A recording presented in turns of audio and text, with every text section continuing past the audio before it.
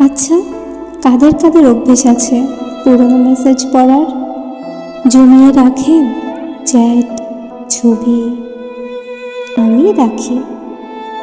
মানুষ চলে যায়, সময় বয়ে যায়, দূরত্ব বেড়েই যায়, এসব জমানো থাকে। একলা দুপুরে সেসব পড়ি। কত কথা, কত প্রতিশ্রুতি। লেখার সময় হাত কাঁপেনি, যাওয়ার সময় পা কাঁপেনি।